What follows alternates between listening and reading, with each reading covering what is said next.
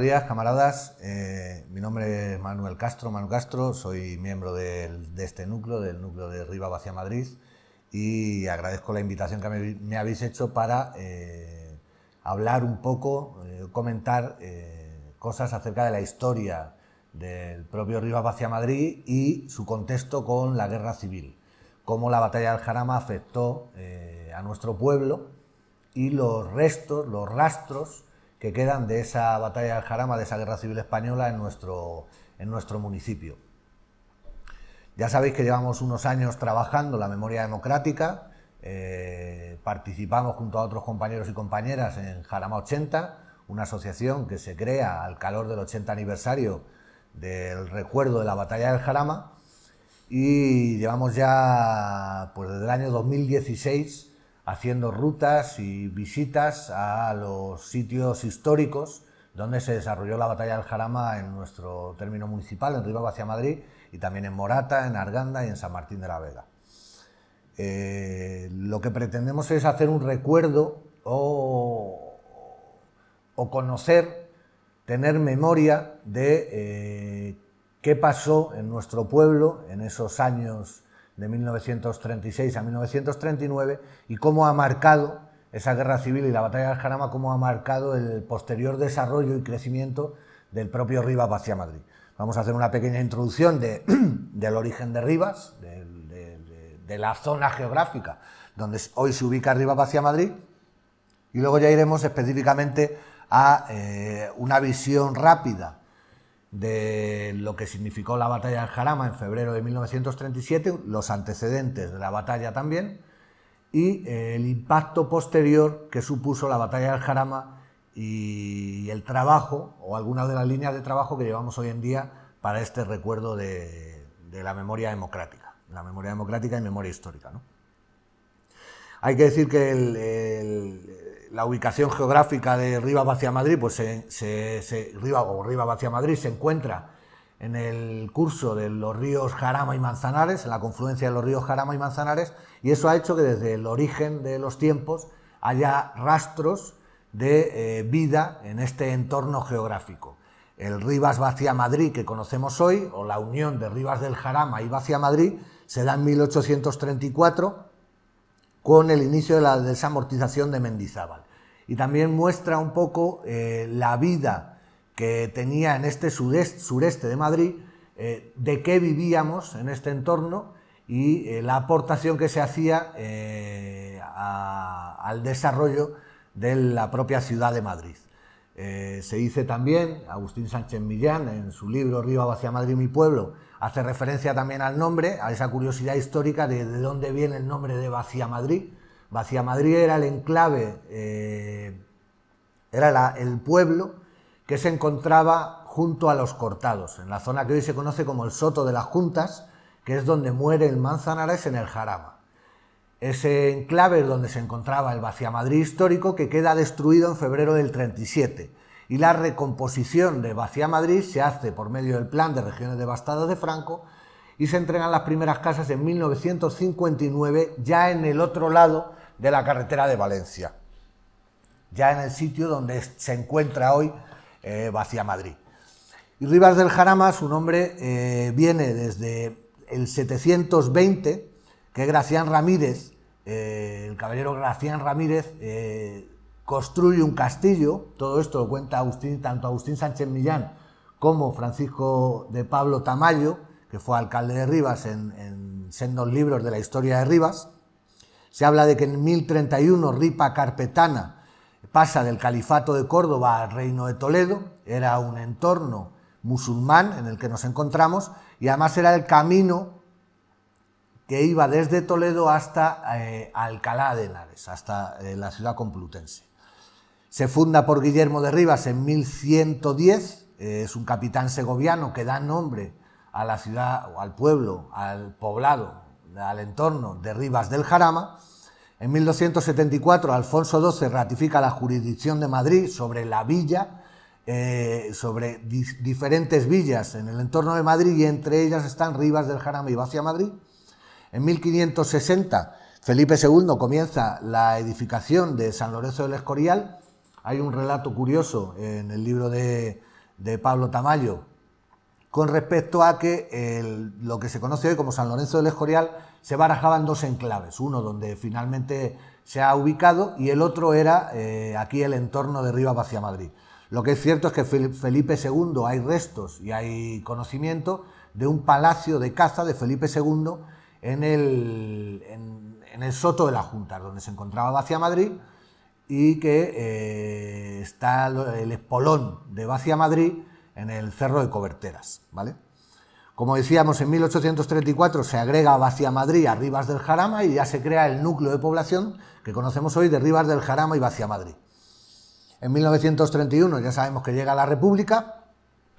Hasta ese momento Rivas Vaciamadrid tiene una población que no llega a los 500, 600 habitantes, oscila mucho porque sobre todo la población se encontraba en el entorno de Vaciamadrid y se agrupaba en las grandes fincas productivas que había, tanto el Piul como el Porcal, eran las principales que trabajaban la tierra gracias también a la cercanía del río y al aprovechamiento del agua que hacían del río.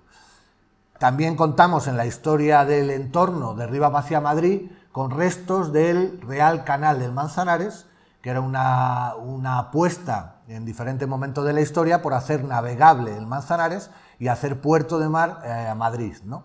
El Manzanares se haría navegable, hay restos todavía de las esclusas que se construyen desde Madrid hasta Vaciamadrid, que en Vaciamadrid se sitúa un embarcadero, se hacía navegable el Manzanares hasta el Jarama y del Jarama iba al Tajo y ya del Tajo salía a Lisboa, por Portugal, ¿no? Ese proyecto del Real Canal se abandona con la aparición del ferrocarril, que también tiene un impacto en nuestra zona, en la zona del pueblo de Vaciamadrid, porque pasa por la Laguna del Campillo la vía del tren de Arganda, que es el tren de la azucarera de la Poveda. Ese tren de la azucarera iba hasta la fábrica de azúcar, hasta la azucarera que se encontraba en la Poveda, en Arganda del Rey, y que venía y traía la remolacha de la zona de la Vega, del Valle del Jarama, de Morata, de Tajuña de manera principal. Como datos curiosos, ya decía que la población es altamente campesina, el impacto de la llegada de la Primera República pues se nota de una manera importante. Le correspondían en el ayuntamiento en esas elecciones municipales de 1931 7 concejales que no se cubrieron porque no se presentaron tanta gente para cubrir eso y por tanto el 20 de diciembre de 1932 se forma una gestora municipal y se le encarga y se elige por 204 votos a Catalina San Martín, que era la profesora de las escuelas del pueblo y por tanto casi la primera alcaldesa desde el primer alcaldesa de la Primera República, pues era una mujer en nuestro municipio. Ya en el 33, en las elecciones que anticipan al Bienio Negro, hay un total de 268 censados con derecho a voto y votan con 176 votos, salen elegidos 2 miembros del Partido Socialista Obrero Español. Como curiosidad también decir que en esas elecciones es la primera vez que el Partido Comunista de España se presenta a la cabeza con Eustaquio Bustos Rosalén, que tuvo la friolera de 4 votos.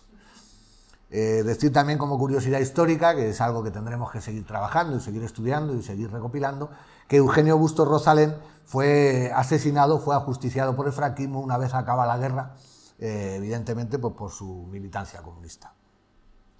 En las elecciones de febrero del 36, que ya nos vamos acercando al inicio de lo que se llamaba la Guerra Civil Española y el impacto de la batalla del Jarama, el 16 de febrero hay un censo de 379 electores, de los cuales votan 371. Vemos que ya hay una alta participación, un gran interés en esas elecciones en las que ganó el Frente Popular, y el PSOE obtuvo un total de 177 votos, que eran el doble de votos que obtuvo la CEDA, la Confederación Española de Derechas Autónomas.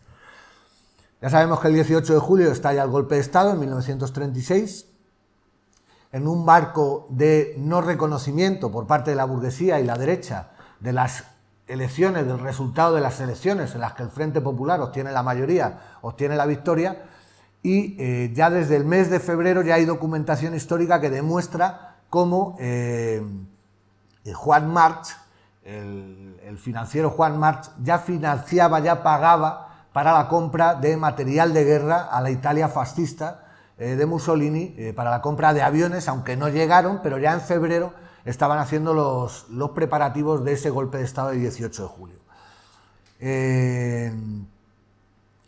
El impacto que tiene en nuestra zona el comienzo de la guerra civil y el establecimiento de un estado de guerra es bastante importante, porque ya en esas granjas, en esas zonas del campo, se dan las primeras colectivizaciones y se hacen cargo de la industria del campo, se hacen cargo los sindicatos obreros, principalmente la CNT y la Unión General de Trabajadores. Nosotros entendemos la batalla del Jarama, igual que hacen otros historiadores, como una de las batallas de la defensa de Madrid. Debido a la cercanía de Rivas hacia Madrid con Madrid, pues la batalla del Jarama forma parte del segundo intento de manera decidida que tiene el fascismo, que tiene Franco, de tomar Madrid, ¿vale?, para acelerar el inicio de la guerra.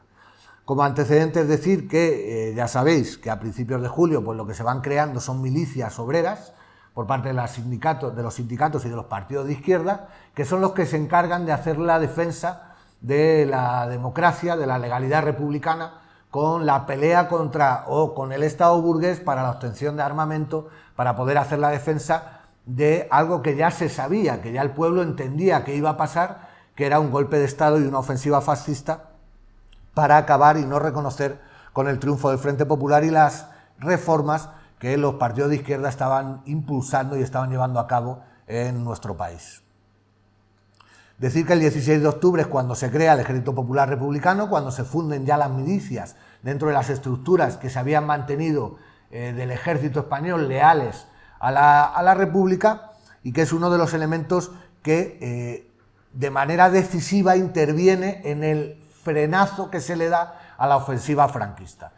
Tengamos en cuenta que la ofensiva franquista, el golpe de Estado, se da, el ejército de Franco está formado por mercenarios y profesionales, es decir, eran soldados profesionales. La mayor parte del ejército franquista estaba formado por militares de profesión, con lo que tenían un conocimiento importante sobre estrategia y táctica militar, que facilitó, además de la financiación y los medios materiales que tenían, el armamento que tenían y el dinero que tenían para poder hacer desplazamientos, facilita su rápido avance desde el sur por la parte oeste de la península. También tengamos en cuenta que en aquellos momentos en Portugal existía la dictadura de Salazar, que se alía con el general Franco y que por tanto le permite mantener su retaguardia protegida. Por eso el avance de Franco se da por el sector oeste de nuestro país.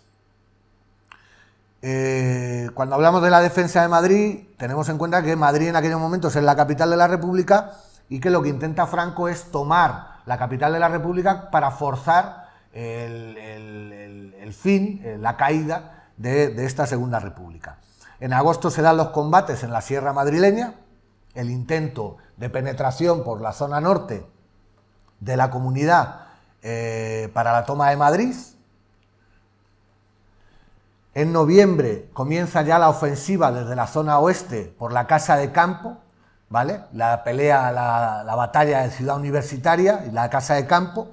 En diciembre se da la batalla de la carretera de La Coruña, es decir, vemos cómo hay un intento inicial en agosto se estabiliza el frente en la sierra, bastante lejano a Madrid. Las tropas franquistas intentan hacer la incursión en Madrid por la zona suroeste y al no conseguirlo desvían y vuelven a atacar por la carretera de La Coruña, por la zona noroeste, para intentar tomar Madrid. Esto se da en diciembre. Ya entra enero del 37, el Ejército Popular Republicano ya tiene algo de experiencia en el combate desde el mes de octubre. El 7 de noviembre es el día que se considera el Día de la Defensa de Madrid. El 7 de noviembre hay una anécdota curiosa, que es cuando hay un desfile de las brigadas internacionales en Madrid y la población madrileña salió al aplauso de estas brigadas internacionales pensando que eran los rusos y decía que gracias, que vienen los rusos, gracias a los rusos, pero no eran rusos, eran ya brigadistas internacionales, porque el impacto que supone ese desfile y la aparición de las brigadas internacionales en los combates por la defensa de Madrid es muy importante, porque hay que tener en cuenta que ya se había trasladado la capital de la República a Valencia. El gobierno de Largo Caballero ya había mandado la capital a Valencia y por tanto la población madrileña se consideraba abandonada. Con la aparición, como os decimos, de las brigadas internacionales en ese desfile, pues hay un impulso al optimismo de la población madrileña para poder defender la ciudad de Madrid y por tanto defender la República. En enero del 37 el ejército republicano plantea una contraofensiva para parar esas acometidas que está teniendo Franco por el sur, por el oeste y por el noroeste, y plantea una ofensiva desde el sureste hacia el sur para descongestionar el frente madrileño y asegurarse el enlace con Valencia, en la zona este de la ciudad de Madrid. Casualmente no, por desgracia no se puede llevar a cabo esta ofensiva, disculpadme, no se puede llevar a cabo esta ofensiva por las diferencias que existían en los estados mayores del ejército del centro y el Consejo de la Defensa de Madrid, estructuras, no nos vamos a meter en cuestiones militares, pero son estructuras de defensa que se establecen por el Estado republicano desde el mes de octubre hasta el mes de febrero. Como dato curioso decir que del 11 al 17 de diciembre del 36 ya se crea la agrupación de Arganda, que la agrupación de Arganda ya estaba estableciendo la defensa de la ciudad de Madrid por la zona sureste, ¿vale? Es decir, ya se tenía una conciencia de la necesidad de defender Madrid en este frente, ya que el frente oeste estaba tapado o estaba ocupado por el ejército sublevado, por el ejército fascista. La batalla del Jarama como tal empieza con el avance de las tropas fascistas de Franco desde Pinto y desde Getafe, el día 6 de febrero. Decir también como dato curioso que es la Legión Cóndor, es el Estado nazi alemán el que diseña la operación de la batalla del Jarama. Tener en cuenta que el aporte de los nazis al apoyo al ejército sublevado es total desde el primer momento y sobre todo con asesores y con estrategas. Son los que diseñan el avance por la zona sureste de Madrid con el objetivo de cortar la carretera de Valencia, la carretera de Madrid-Castellón, que se llamaba en aquel momento, tomar el puente de Arganda y desde Arganda avanzar hasta Alcalá de Henares con otra contraofensiva que fue el resultado de la batalla de Guadalajara ya en el mes de marzo. La batalla de Guadalajara se da por la zona noreste de Madrid y lo que pretendía era precisamente eso. Lo que intenta el Estado Mayor franquista es cortar el este, viniendo desde el sur, y hacer una envolvente desde el noreste, ¿vale? Con lo que Madrid quedaría aislada del resto del territorio republicano. Por eso también hay mucha discusión sobre quién gana la batalla del Jarama y siempre se considera o siempre se ha considerado que quedó en tablas porque ninguno de los ejércitos consiguió su objetivo, pero nosotros sí consideramos que realmente el ejército republicano sí consiguió su objetivo, que era evitar el corte de Madrid o aislar Madrid por la zona este, ¿no? Como decíamos, el 6 de febrero arranca. Se considera que la batalla del Jarama tiene como 3-4 fases. La primera se da del 6 al 9 de febrero, que es el avance de las tropas fascistas. Estamos hablando que a lo largo del 6 al 27 de febrero, en esos 20 días de la batalla del Jarama, intervienen miles y miles de soldados, miles de combatientes por ambos bandos. Se dice que el estudio más aproximado sobre las bajas que se dan a lo largo de esos 20 días, se habla de 10.000 bajas por parte del ejército republicano y cerca de 9.000 por parte del ejército fascista. Lo digo porque a lo largo de las fases de la batalla del Jarama, cuando lo explicamos en el terreno se ve más fácil, ¿no? Porque se ve geográficamente cómo van avanzando por las diferentes zonas cercanas a Rivas. Normalmente lo explicamos desde la posición de segunda línea de defensa que se ubica aquí en Los Migueles. El avance de las tropas franquistas fascistas se da, como decíamos, desde Pinto y desde Getafe. Como vemos aquí, toman Cienpozuelos, esto ya es San Martín de la Vega, ellos toman Cienpozuelos y el 6, 7 y 8 y 9 de febrero consiguen llegar hasta el Cerro de Coberteras. El día 9 ya tienen a tiro la carretera de Valencia, con lo que el ejército republicano, el Estado Mayor republicano, se plantea qué hacer ante esa ofensiva que estaba consiguiendo parte de su objetivo, que era cortar la carretera de Valencia. Aquí está el puente de la Paz, puente de Arganda, que podéis ver aquí, y como vemos en este mapa, la mayor parte de los combates se dan entre Morata y San Martín de la Vega. Esta es la zona donde el ejército republicano, gracias a la participación de las brigadas internacionales, consigue parar al avance del ejército fascista. El ejército fascista lo que intenta es, como vemos aquí, cortar la carretera de Valencia y subir hasta Alcalá, por aquí. Al ver, el 9 de febrero se encuentra con una resistencia importante, sobre todo de la agrupación Modesto. Modesto se le encarga, Juan Modesto Guilloto, es comandante del 5º Regimiento, es uno, junto con Lister, de los dos comandantes de las milicias que consigue llegar a general del Ejército Popular Republicano. Eran los dos, tanto Enrique Lister como Juan Modesto, eran miembros del Partido Comunista y fueron uno de los fundadores del 5º Regimiento. Juan Modesto tiene a su cargo la agrupación Modesto, que tiene la defensa desde Villaverde y Vallecas hasta el puente de Arganda.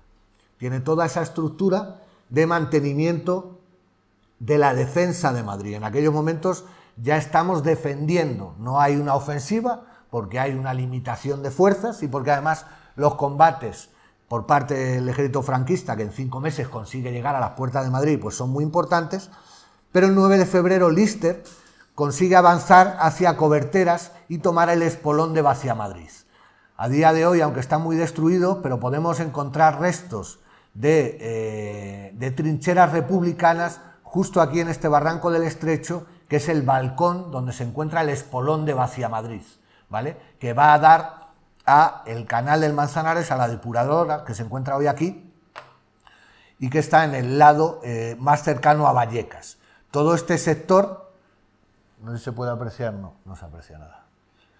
Bueno, pues todo este sector de paralelo al río Manzanares es el establecimiento de la defensa republicana.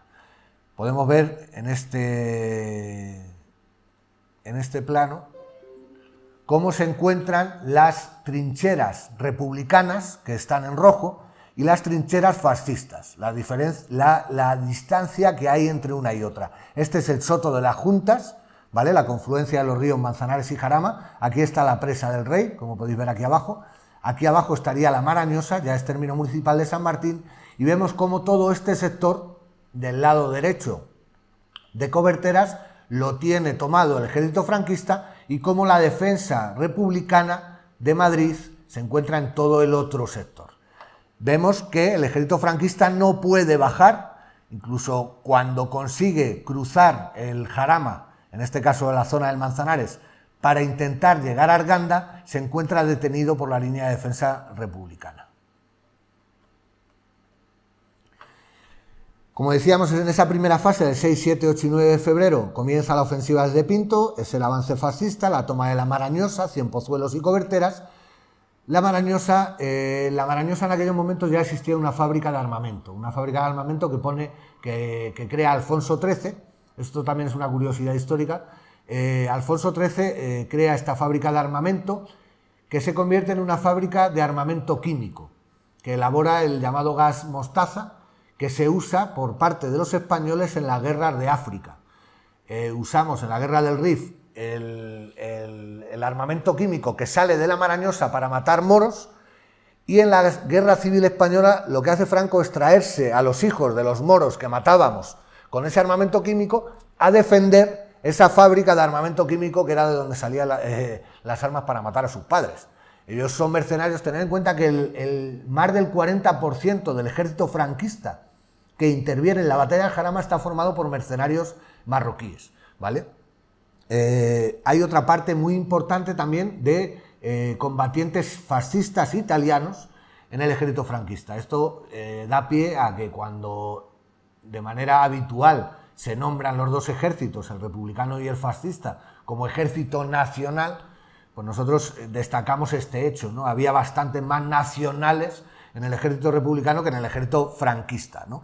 Incluso con la mentira durante años mantenida por el Estado franquista de que había 1 millón de brigadistas internacionales que habían venido a ayudar a la República. Ya se ha demostrado que vinieron unos cerca de 35.000 brigadistas internacionales a lo largo de toda la guerra, desde la creación de las brigadas en septiembre de 1936 hasta su desaparición en diciembre del 38.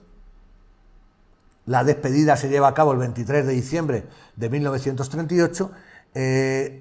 Vinieron 35.000 camaradas, compañeros y compañeras a defender la República frente al fascismo. Nunca hubo a la vez en España más de 16.000 combatientes internacionales de las brigadas, ¿vale? Esto es importante porque solo combatientes fascistas italianos hubo más de 60.000, es decir, ya doblaban a las brigadas internacionales. Entonces, cuando hablan de ejército nacional, pues nos están engañando un poquito. Que me lío, a ver. 6, 7, 8 y 9 de febrero, la primera fase de la batalla de Jarama, un gran empuje del ejército franquista que llega a tomar Coberteras y tiene a tiro la carretera de Valencia, como vemos aquí en este mapa. Lo que ocurre en esta segunda fase, del 10 al 14, sigue habiendo un avance de las tropas franquistas, pero en este caso, al encontrarse resistencia para la toma del puente de Arganda a través de los cortados, a través de Coberteras, cuando llegan a Coberteras no tienen manera de bajar al valle, al Soto de las Juntas y tomar Arganda, lo que hacen es desviar el ataque y comenzar su ataque por la zona de San Martín a Morata, la carretera de San Martín a Morata, ¿vale? El día 10 hay un parón en la batalla debido a las lluvias, y el día 11 por la noche el ejército franquista logra tomar el puente Pindoque. El puente Pindoque es uno de los dos puentes que cruza el Jarama cerca de San Martín de la Vega. Lo que hace es, en una maniobra, aquí está el puente Pindoque, lo que hace es, en una maniobra nocturna por parte de los mercenarios marroquíes, por parte de los moros, logra tomar por sorpresa a la 12 Brigada Internacional, que estaba, en este caso, el batallón André Martí, que defendía el puente Pindoque. Se los pasa a cuchillo, creo que las bajas son cercanas a las 80 o 90 personas, y toma la cabeza de puente, es decir, logra pasar al otro lado, ya en este lado del Jarama, ¿vale?, del valle. Una vez que se establece en esta zona, comienza su avance hasta el día 14, pero estos son los límites hasta el vértice Pajares, como vemos por aquí, y hasta la Casa del Guarda, Valdequillas, o la Casa Blanca, que también se le conoce como la Casa de la Radio. Es un entorno ahí que se encuentra, como os digo, entre San Martín y Morata, y el día 14 de febrero es el límite máximo de avance de las tropas franquistas. Esto también es un elemento importante, porque lo que avanzan hasta el 14 de febrero ya se va a establecer la línea del frente hasta el final de la guerra, ¿vale? La batalla de Jarama dura hasta el 27. Hablamos de que en una tercera fase pasaría del 15, la ofensiva del 15 al 24 de febrero, que hay una contraofensiva del ejército republicano. Esta contraofensiva se debe, entre otras, bueno, el día 11 toma el puente de Pindoque debido a esa acción de asalto, y el día 12 toma el puente de San Martín de la misma manera. Es decir, las tropas de las brigadas internacionales que estaban defendiendo el puente de Pindoque se ven sorprendidas por la noche, no dan tiempo a dar la alarma de que estaban tomando el puente, y el puente se encontraba minado, le habían puesto cargas explosivas para que en el caso de que el enemigo fuese a avanzar, volarlo y que no pudiese cruzar el Jarama, pero con tan mala suerte de que ya los moros les había dado tiempo a cortar algunas de las cargas explosivas. Cuando dan el aviso los franceses, se activan las cargas explosivas, pero el puente estalla las cargas explosivas, pero el puente vuelve a caer igual que estaba. Por tanto, lo pueden cruzar fácilmente, porque además tenían mucha artillería disparando desde la Marañosa. Tened en cuenta que la artillería franquista en aquellos momentos era también de vanguardia, y era de vanguardia porque estaban haciendo pruebas que, como hemos dicho durante muchos años, la Guerra Civil Española fue la antesala de la Segunda Guerra Mundial y fue el banco de pruebas del ejército fascista italiano y del ejército nazi alemán del armamento que usarían luego en la Segunda Guerra Mundial. Aquí es donde por primera vez empiezan a usar los cañones Flak 88. Los Flak 88 son cañones antiaéreos que son muy famosos en la Segunda Guerra Mundial. Aquí se instalan varias baterías en la Marañosa y desde la Marañosa, con un alcance de 9 kilómetros, usan estos cañones no como antiaéreo, sino como artilleros. Entonces, lo que hace el ejército franquista es primero hacer una prospección artillera, es decir, bombardear la zona de manera intensiva durante horas y horas, lanzar aviación también para que bombardee, y luego ya va la infantería o la caballería. Decir que en la batalla del Jarama se enfrentan todos los cuerpos de ejército. La batalla del Jarama se considera como la primera batalla moderna de la historia de España, precisamente porque intervienen todos los cuerpos de ejército menos la marina. ¿Vale?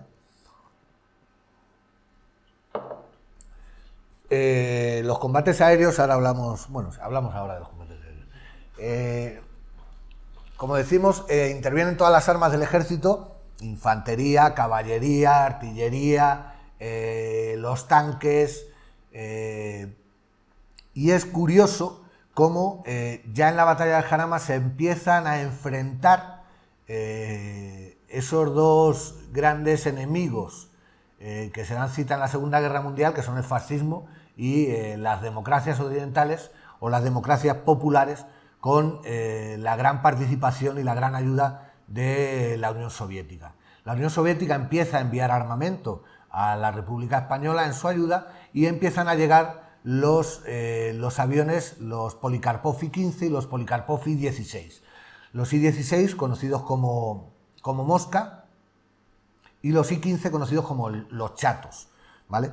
Los I-16 son el primer caza moderno de la historia, que solo tiene un ala, ¿vale? No es biplano, como era el I-15, sino solo tiene un ala, y además tiene un tren de aterrizaje retráctil, que ese tren de aterrizaje, meter el tren de aterrizaje le permitía mucha maniobrabilidad al avión. Como curiosidad también decir que se comenta o se escribe o se dice que el nombre de Mosca viene dado por las cajas de embalaje por donde, como venían las piezas de los aviones que venían de Rusia, venían de Moscú, y el cirílico pues se asemeja, los españoles leían Mosca en vez de Moscú, y que de ahí viene el nombre de Mosca.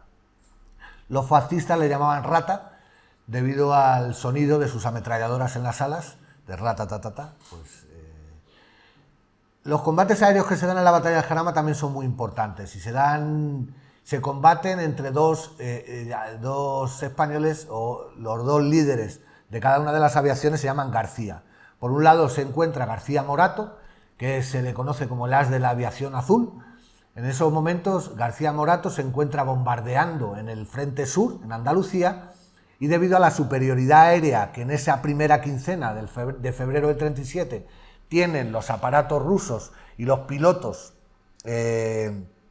españoles, hace que le llamen para venir a contrarrestar esa superioridad republicana en el aire. García Morato se le da la laureada de San Fernando. La laureada de San Fernando era la condecoración más grande que tenía el ejército franquista, y se le da precisamente por los combates que tienen en la batalla del Jarama, ya que García Morato consigue igualar un poco esta superioridad aérea de la que hablábamos. Por la parte del ejército republicano, el as de la aviación era García Lacalle. García Lacalle también, como curiosidad, recuerda los combates de la batalla de Jarama con mucho cariño, va al exilio una vez acabada la guerra y muere en México, y tenemos en el archivo histórico de Rivas Vacia Madrid, tenemos fotos de su hijo en los años 80, soltando las cenizas de su padre, de García Lacalle, por encima del Jarama, ya que era el deseo de García Lacalle que sus cenizas reposasen en el Jarama, por los recuerdos que él tenía de los combates que se habían dado, ¿no?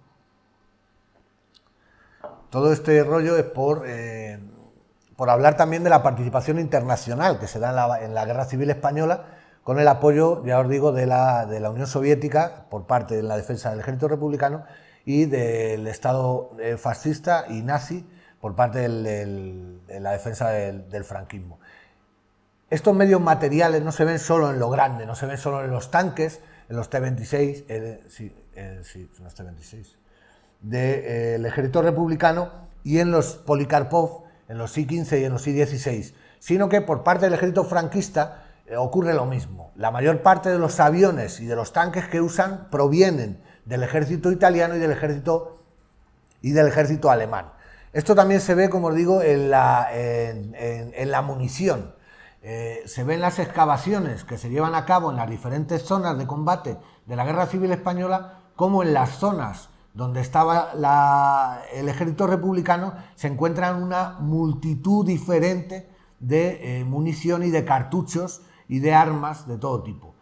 En las excavaciones que se realizan en la zona fascista se encuentran dos tipos de munición de manera principal, alemana e italiana, y algunas de las fábricas españolas que habían tomado sobre todo de Sevilla. Como os decía, esta tercera fase, que empieza el día 14 con la contraofensiva republicana, se debe también a la reorganización de fuerzas que se da en el sector. En aquel momento hay un enfrentamiento entre Miaja y Vicente Rojo, por un lado, y Pozas, con el apoyo de Largo Caballero, por otro. Al final vence la posición de Miaja. Tened en cuenta que Modesto, por ejemplo, apoyaba las posiciones de Miaja sobre la defensa de Madrid, cómo llevarla a cabo, y el 15 de febrero se reorganiza el frente del Jarama con 4 divisiones. Se crea la llamada agrupación Jarama con 4 divisiones, la A, la B, la C y la D, ¿vale? Bueno, no me voy a meter en quién llevaba cada una.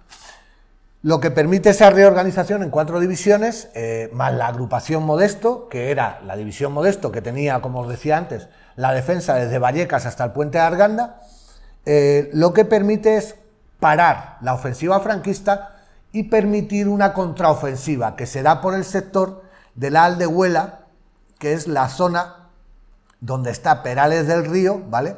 Y es la zona del río Manzanares para Coberteras. Tener en cuenta que lo que intenta esa contraofensiva que se lleva a cabo el día 17 por parte de Lister es despejar el frente, ya que como el ejército franquista estaba mirando hacia el Valle del Jarama, lo que se intenta es atacarle por aquí para obligarle a no seguir avanzando y por tanto no tomar Morata, porque como os decía antes, una vez que Franco ve que no puede bajar por el valle, lo que intenta es, si os dais cuenta aquí se ve un poco regular, pero bueno, lo que intenta es venir por estos altos, bajar el Valle del Jarama, todo esto es plano, y una vez que se llega aquí, subir desde Morata hasta Arganda, por estos altos.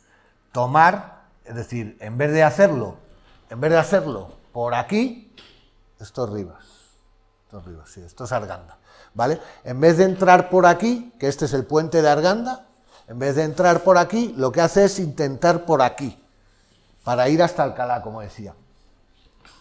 Lo que intenta la contraofensiva republicana es precisamente evitar ese avance franquista en el Valle del Jarama. El 17, 18, 19 y 21 es el fin de las acciones de la contraofensiva republicana. Del 22 al 27 de febrero ya hay un toma y daca, sobre todo en los altos de Morata, entre las unidades de las brigadas internacionales de manera principal y las posiciones franquistas de avanzada. Se da la pelea de la colina del Suicidio, el Cerro Pingarrón, etc. El 27 de febrero se considera el último día de la batalla del Jarama. Como os decía antes, ya el avance franquista hasta el 14 de febrero ya no avanzaron más, pero el 27 ya quedan establecidos los frentes de manera definitiva y lo que hay es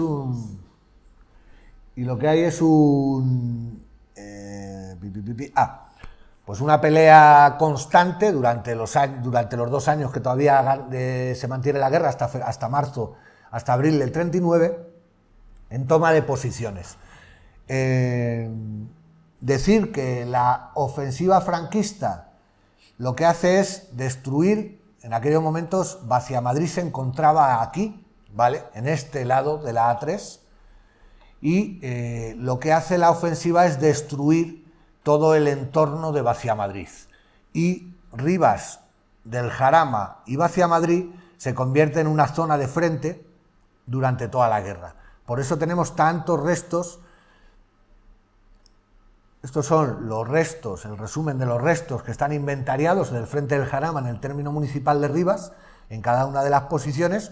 Como vemos, tenemos 20.000 metros de trinchera, 500 chábolas, 300 obras de tierra, 31 obras de ladrillo, 9 kilómetros de camino militar y 7 puestos de mando.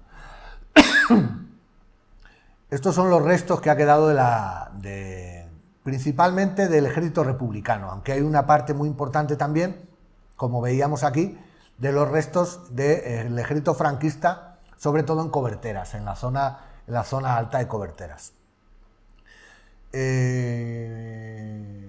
Como decíamos, la batalla del Jarama fue la primera guerra moderna. La participación de las brigadas internacionales en la batalla del Jarama es decisiva, por el refuerzo que hacen y por el esfuerzo que llevan a cabo en la defensa de la democracia republicana.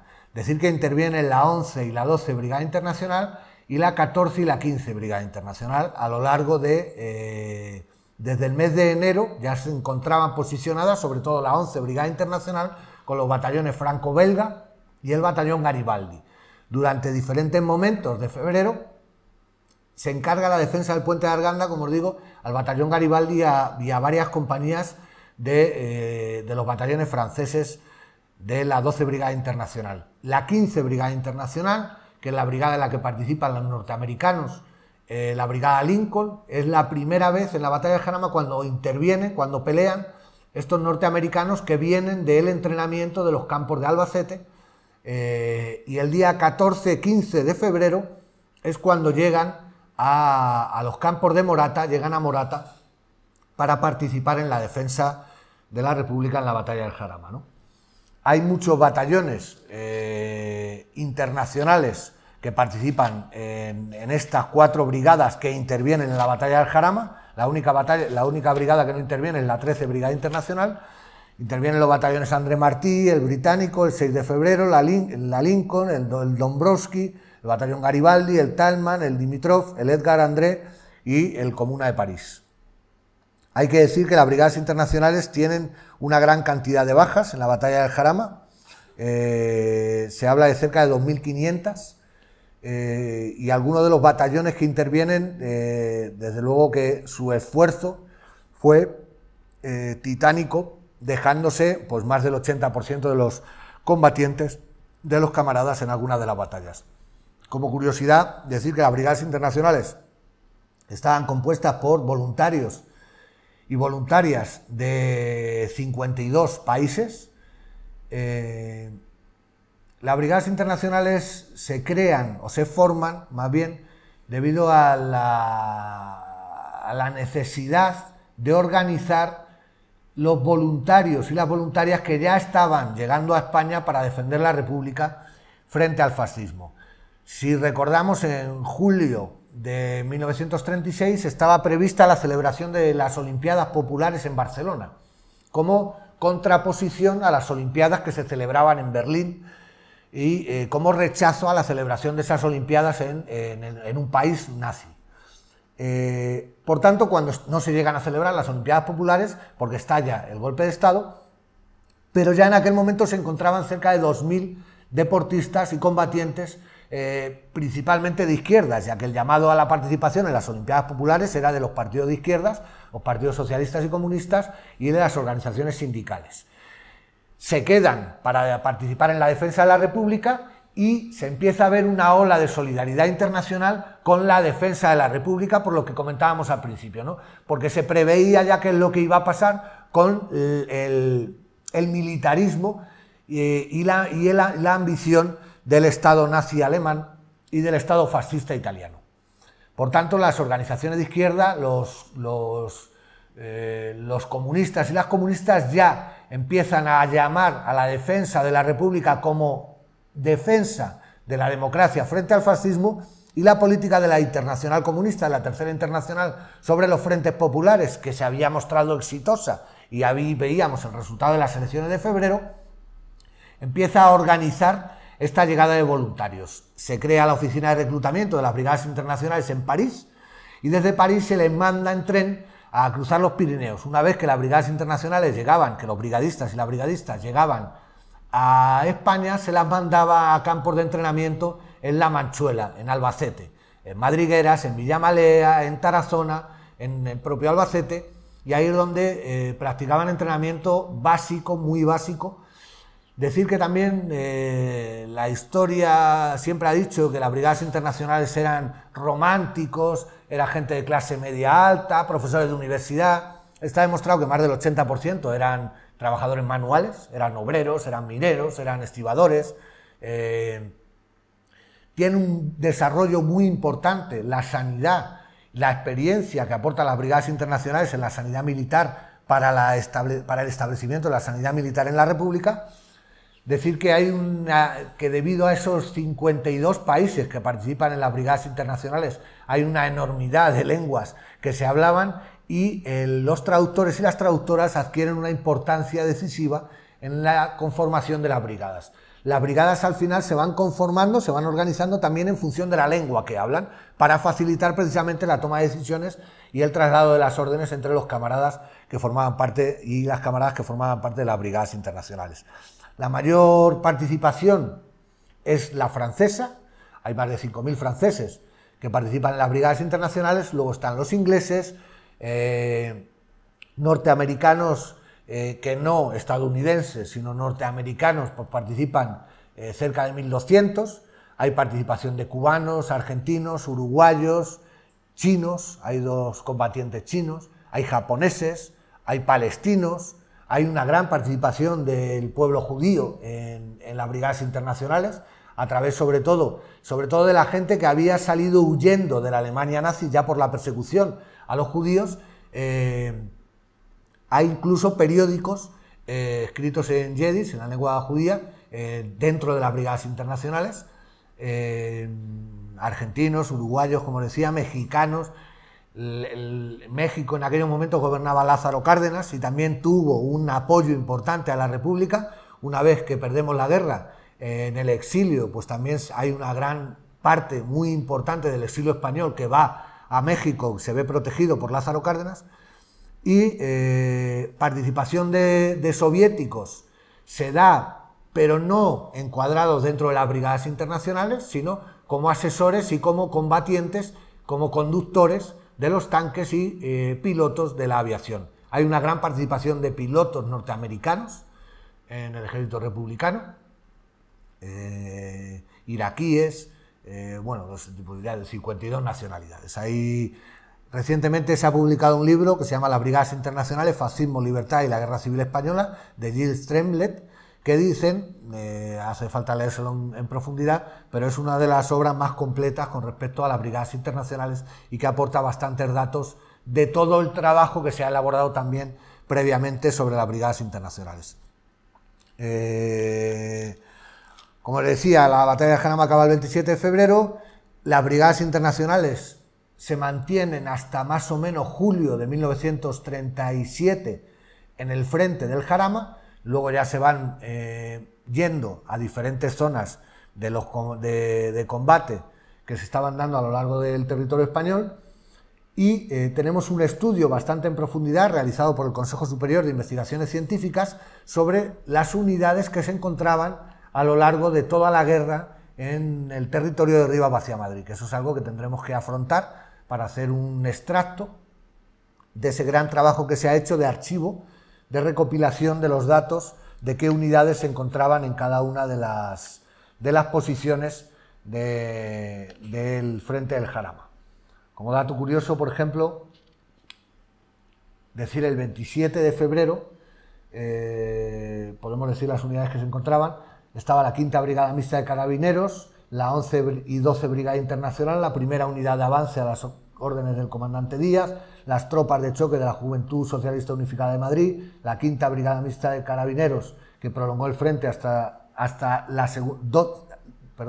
hasta la 12 Brigada Internacional, estaba la 14 en Pajares y en Morata, o sea que hay un estudio en profundidad sobre quién se estableció en cada una de las zonas del frente del Jarama.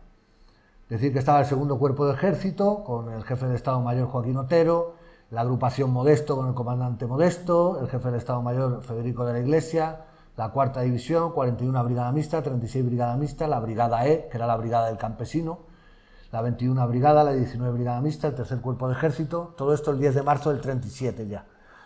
Todo ese trabajo de defensa del terreno en el frente de batalla, cuando ya no hay una batalla directa, cuando ya no hay un enfrentamiento directo, lo que ha posibilitado es, lo que posibilitó en su momento es la creación de numerosa infraestructura de defensa, y por tanto tenemos muchos restos patrimoniales de toda esta defensa en forma de trinchera, en forma de casamata, en forma de cueva, que es lo que hemos visto anteriormente.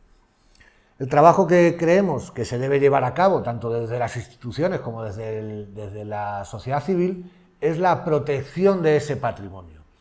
Porque, como decíamos, en 1937 desaparece lo que es Rivas-Vaciamadrid, como se conocía hasta ese momento.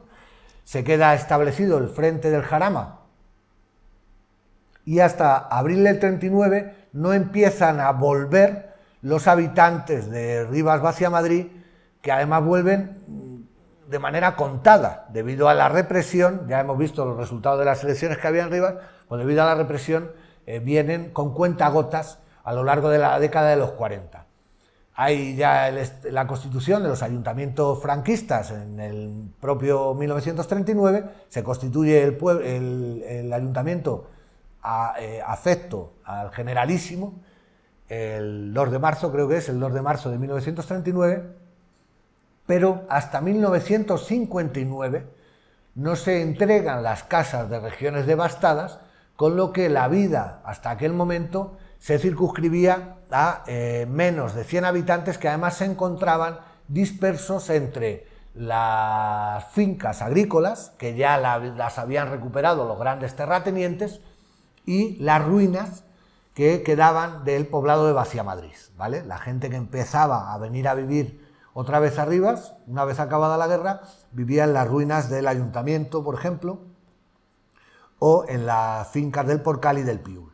Ya en el 59 se entregan las casas de regiones devastadas en el otro lado del río, y se construye también la iglesia y el ayuntamiento y una escuela. A partir de ahí el desarrollo de Rivas, hasta el Rivas que conocemos hoy, pues digamos queda un poco estancado hasta la aparición de las cooperativas obreras, de comisiones obreras y de la Unión General de Trabajadores a finales de los años 70, con la creación de la cooperativa Pablo Iglesias y la cooperativa Ecoibar, que son las que compran el terreno al duque de Rivas, de manera principal, y a Dionisio Sanz, que era al que le debemos el tener el vertedero de Madrid, en nuestro término municipal, que era procurador de las Cortes franquistas, que hizo gran negocio con ese vertedero, pero hasta primeros años de los 80 no se empiezan a entregar esas casas de cooperativas. En 1980 en Rivas vivían 500 habitantes y hoy en día nos encontramos con 95.000. Todo el desarrollo posterior ha venido marcado por esas cooperativas, por esos compañeros y compañeras que establecieron su lugar de vivienda aquí. La mayor parte seguía trabajando fuera de Rivas, incluso hoy en día el 70% de nuestra población trabaja fuera de Rivas. Pero lo que sí creemos es que tanto la defensa de la democracia y de la república que se hizo en el año 37, como la llegada de las cooperativas obreras a finales de los 70, ha marcado un tipo de población determinada que ha permitido también que se defiendan y se recuerden los valores que defendíamos ya en el 37 en nuestro propio pueblo, ¿no? Esa democracia, esa libertad, esa solidaridad internacional que demostraron compañeros, compañeras y camaradas que dieron su vida a nuestra tierra. Creemos que hay que recordarla, hay que difundirla, hay que conocerla y hay que transmitirla, ¿vale? Se nos quedan múltiples cosas por hablar, pero por no hacer muy extenso o mucho más extensa esta conversación, lo dejo aquí. Y lo que sí deberíamos hacer es estudiar, leer, conocer todo lo que podamos, precisamente para evitar cometer errores que cometimos ya en su momento y aprender a cómo se debe combatir la bestia parda del fascismo, que hoy en día pues parece que está también avanzando más de lo que debería. Si tenéis cualquier duda, a vuestra disposición. There's a valley in Spain called Jarama. It's a place that we all know so well. It was there that we fought against the fascists. We saw a peaceful valley turn to hell. From this valley they say we are going, but don't hasten to bid us adieu. Even though we lost the battle at Jarama, we'll set this valley free for we're through. All this world is like this valley called Jarama, so green and so bright and so fair. No fascist can dwell in our valley, nor breathe in our new freedom's air. From this valley they say that we're going, do not hasten to bid us adieu. Even though we lost the battle at Jarama, we'll set this valley free for we're through.